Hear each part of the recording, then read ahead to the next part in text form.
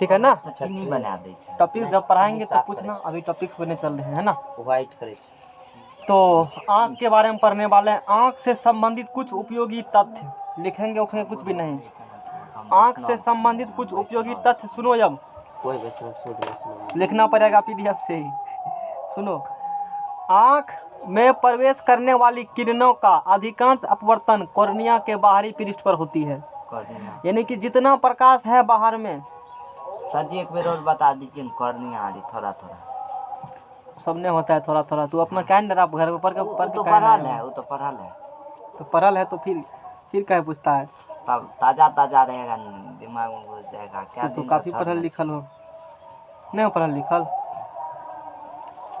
है। गाँव से भी पढ़ल तो तुम्हें दावने से 2-3 प्रतिबिंब बनता है। हाँ ये ना खड़ी से। चलो यहाँ देखो, दिख रहा है सबको फोटो ये।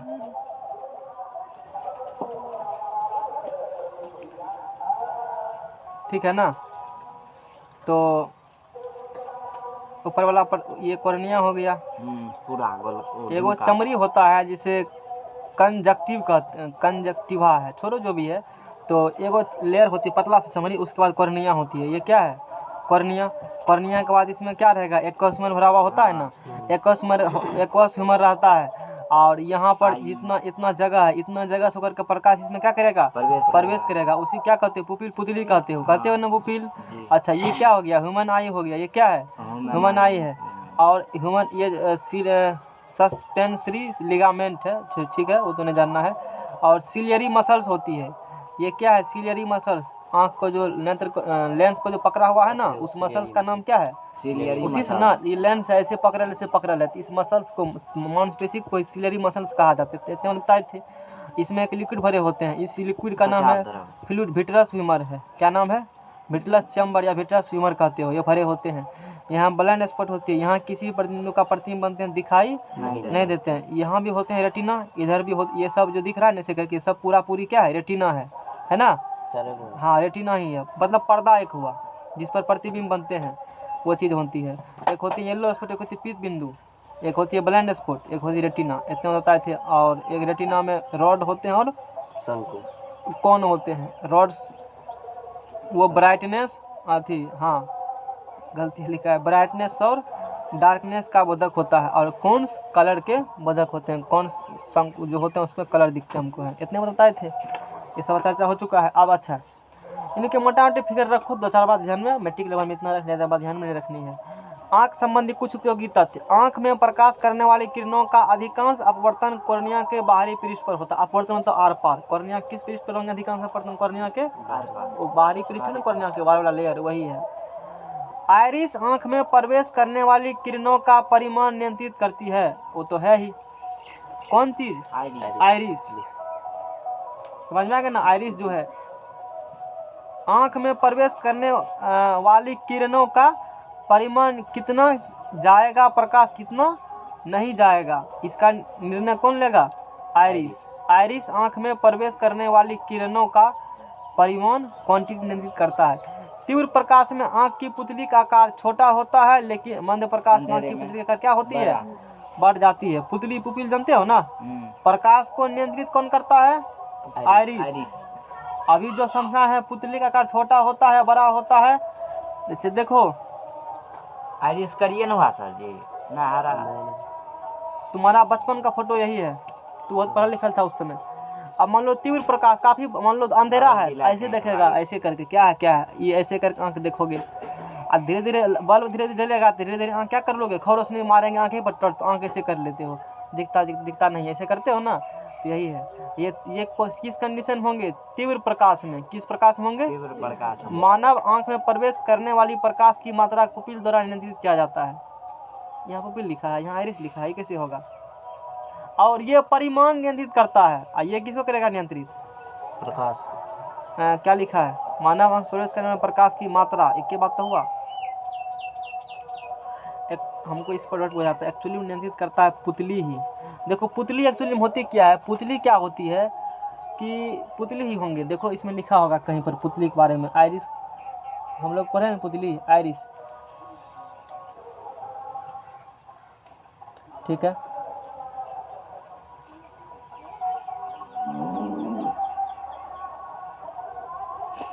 नहीं लिखा है इसमें, पुतली ही होंगे, आयरिस नहीं होते हैं। यहाँ हमको गलत बुझा रहा है, गलत लिखा है, लेकिन इसमें तो गलत नहीं हो सकता, इसमें तो सब सही लिखा है, बात भी है। अभी तक जो हमने पढ़ा है उसके आधार बताते हैं कि ये आयरिस ही करते हैं, पुतली मतलब पुतली ही करते हैं, आयरिस नहीं करते हैं। देखो इसको आँख में प्रवेश करने वाली प्रकाश की किरणों को परिमाणित करता है, तीव्र प्रकाश में आँख की पुतली के का ठीक है। चलो आयरिस न रखना ध्यान में, पुतली ही रखना ध्यान में। किसको रखना ध्यान में हम लोग? पुतली को। तीव्र प्रकाश में क्या होते हैं? पुतली बड़े हो तीव्र, देखो ये पुपिल है ना, पुतली ये करिया वाला पुतली है ना। हाँ। अच्छा आयरिस किसका नाम है? दोनों देखो सही लिखा हुआ है, आखिर आयरिस यही बगल वाला आयरिस है जी। ये आयरिस नहीं है। आयरिस कौन है? यही वाला आयरिस है, पिछला और ये पुतली है। पूरा ये कौन पुतली है? तो लाइट ऐसे मान लो कि सुनो, दोनों जगह से लिखे हुए हैं, दोनों जगह कैसे क्वेश्चन टिक करेंगे हम समझाते हैं। दोनों जगह चलो गलत इसमें भी नहीं हो, उसमें गलत नहीं है। आखिर बात क्या होती है, लाइट जैसे मारेगा आँख पर क्या होंगी? लाइट आएगी। तो डायरेक्ट इसमें थोड़े सब ऐसा थोड़े है लाइट कहेगा कि हम इधर उधर नहीं पड़ेंगे, सीधे कहाँ पड़ेंगे? यहाँ पड़ेंगे, ऐसा कुछ भी तो लाइट इसमें भी पड़ेंगे, और साथ साथ लाइट्स क्या होंगे? यहाँ भी पड़ेंगे। तो आयरिस भी करते हैं नियंत्रित, लेकिन एग्जाम आएगा पुपिल देना। अब क्या पुपिल क्या होती है, पुतली क्या होती है, एक फिगर लाए हैं और उसको समझाते हैं कि पुतली किस प्रकार से लाइट्स को क्या करती है? नियंत्रित करती है। यदि शायद मिल जाए तो बढ़िया वाली बात है।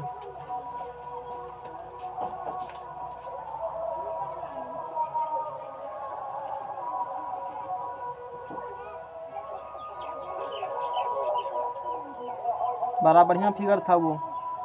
हाँ है, देखो यही फिगर है। अब इस फिगर में देखो, इस फिगर में देखो, यहाँ से है ना, दोनों आंसर सही है। देखो तो खुद कहोगे दोनों आंसर ठीक है, दोनों जगह दो बात मिल सकते हैं, लेकिन पुपिल ही मान के चलो, क्योंकि कॉम्पिटिशन में पुपिल ही आते हैं, मेन बात वो है।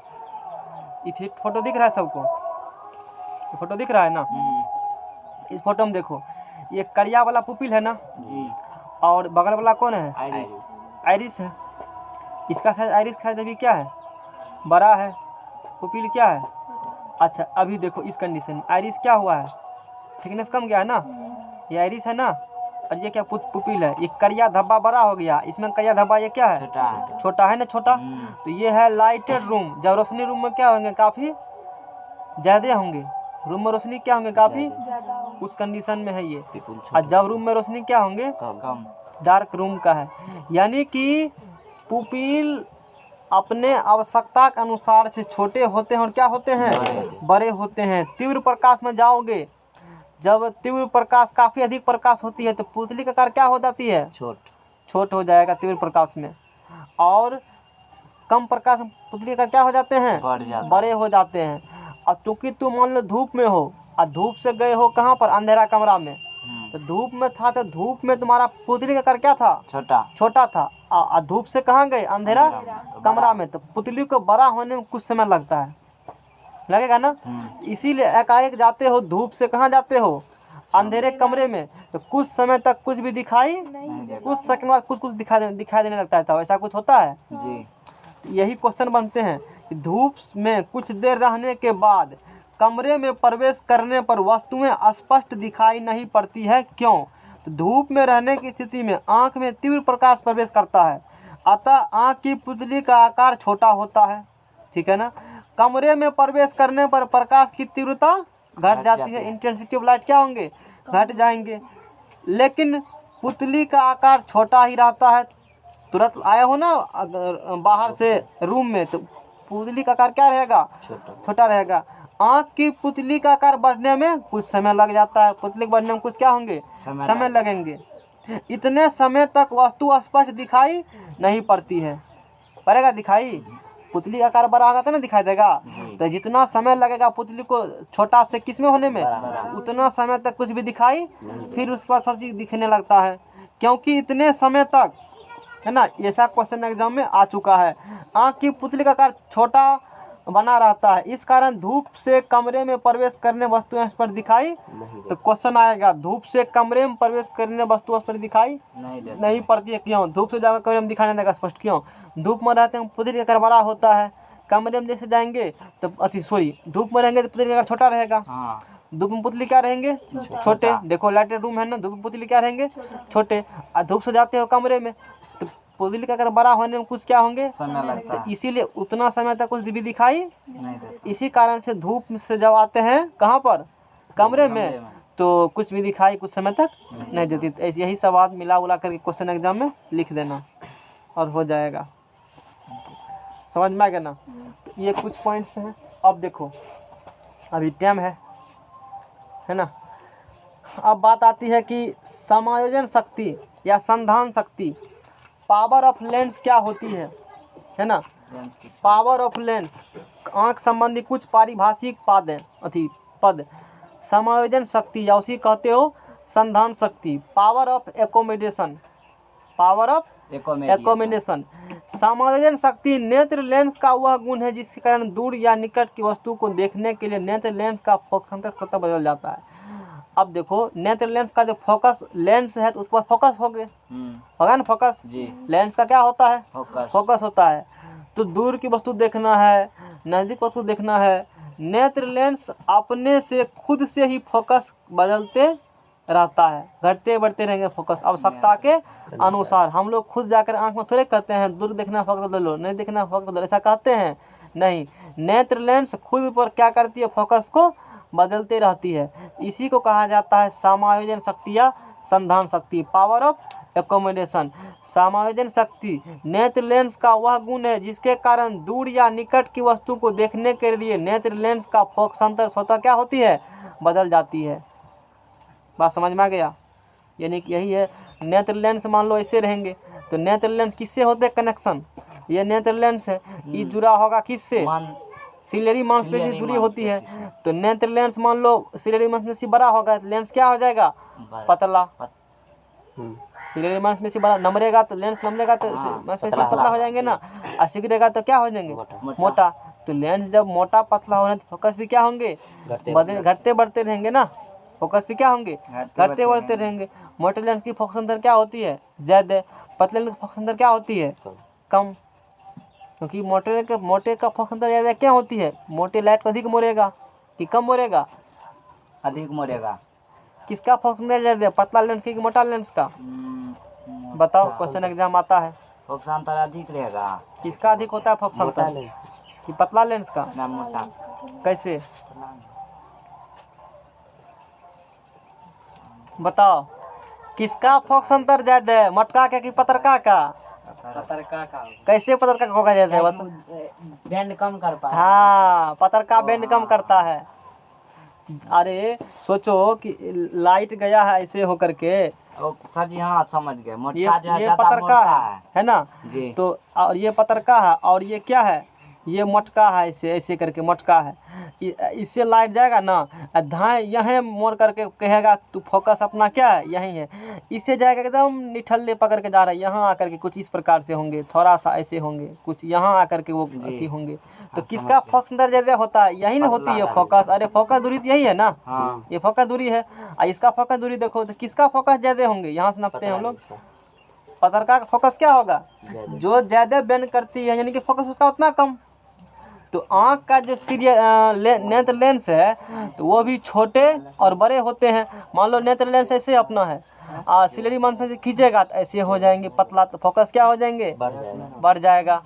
अब मोटे हो जाएंगे तो फोकस क्या होंगे, कम हो जाएगा। तो इसी को कहते हो नेत्र लेंस फोकस स्वतः क्या होती है, बदलती है आवश्यकता के अनुसार। दूर देखना होगा तो फोकस बदलेंगे, नहीं देखना होगा तो फोकस बदलेंगे, कुछ दूरी देखना तो फोकस बदल लेंगे। तो ये फोकस स्वतः बदलती है ताकि अलग अलग दूरी पर रखे प्रतिबिंब हमको आँख पर आसानी से क्या हो, बन जाए। और जिसका आँख सही है वही आँख ऐसे कर पाते हैं, सब आँख ऐसा नहीं कर पाते हैं, तो करवाने के लिए चश्मा लगाते हैं ज़बरदस्ती।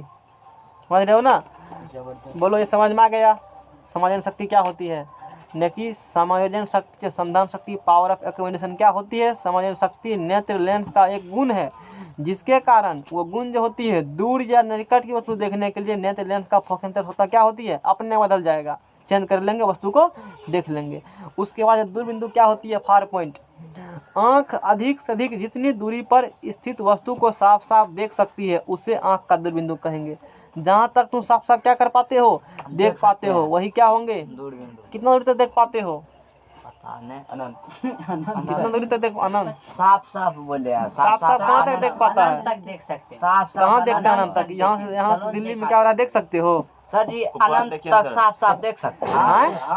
अनंत तक आकाश साफ साफ देखता है ना, आकाश ऊपर साफ देखो, साफ आकाश सूर्य देखता है ना, कते दूर है? हाँ, और सूरज का दूरी यहाँ से क्या है, अब समझना क्या ना। हाँ। तो दूर बिंदु फार पॉइंट क्या होती है, आंख अधिक से अधिक जितनी दूरी पर रखी वस्तु को साफ साफ क्या कर सके, देख सके, वही क्या होंगे, दूर बिंदु। और निकट बिंदु क्या है, जितना निकट रखी वस्तु को साफ साफ देख सकते हो, निकट बिंदु हो गया। यहाँ देखेंगे देख पाओगे, पढ़ पाओगे अक्षर नहीं पढ़ पाओगे, यहाँ रखेंगे तो अच्छे से पढ़ लोगे। तो निकट बिंदु कितना होता है, 25 सेंटीमीटर। निकट मतलब कितना, आंख के निकट कितना रखेंगे दूरी पर तो अच्छे से क्या कर लोगे, देख लोगे। ना अधिक दूर देख सकते हैं बढ़िया से, ना अधिक नजदीक। तो आंख का दूर बिंदु तो अनंत होता है। आंख कम से कम जितनी दूरी पर रखी वस्तु को साफ साफ देख सकती है उसे आंख का निकट बिंदु कहेंगे।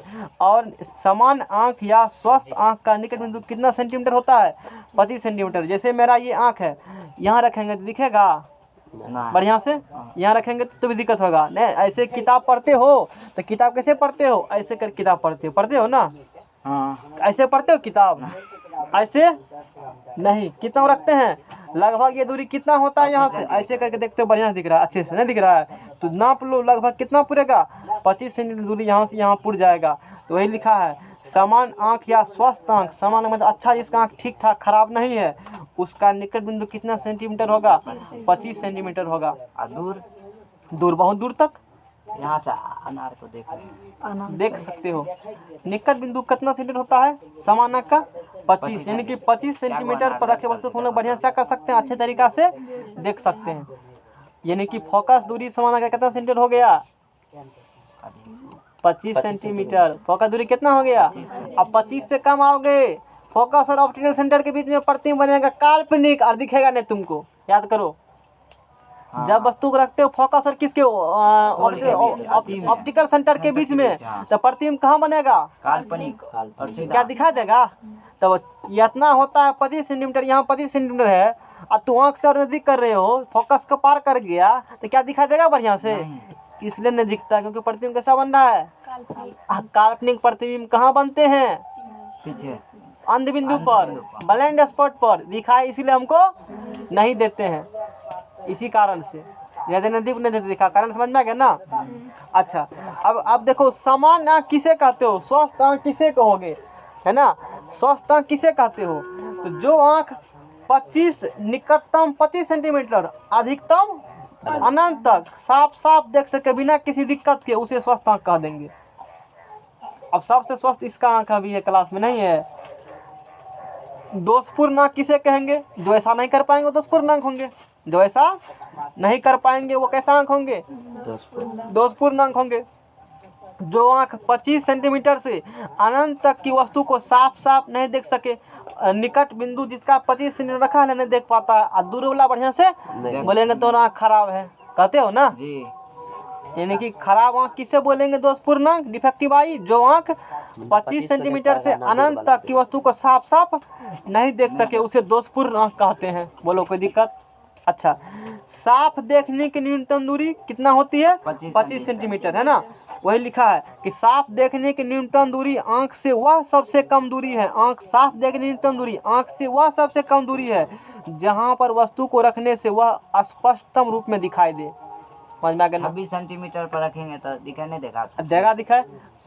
कम से कम देखो, कम से कम कितना रखना पड़ेगा, अब 25 कम रखा दिखाई 24 पर देंगे तब नहीं देगा, बढ़िया से दिखाए। सर 24 देगा तो नहीं देगा, नहीं दिखाए। कितना होना चाहिए, अच्छे से देखने के लिए कितना चाहिए, प्रैक्टिस कर दिया है। हाँ तू 25 रखेगा तो ही दिखाई देगा, 26 पर तो कोई दिक्कत नहीं है। कम से कम कितना बोला है, 25। अधिक 30 हो सकता है। यहाँ पर दिखता नहीं दिखता है, वहाँ लिखा है वहाँ पर नहीं दिखाई देगा, कहीं देगा दिखाए। 25 कम से कम नहीं कि सटा देगा तो ऐसे कहाँ क्या दे, ऐसे कर देंगे। अब मोबाइल खोलते हैं स्क्रीन को पता चलेगा क्या खोल रहे हैं, नहीं चलेगा पता, क्योंकि बहुत कम दूरी है वो, नहीं उतना दूरी में दिखा देता है।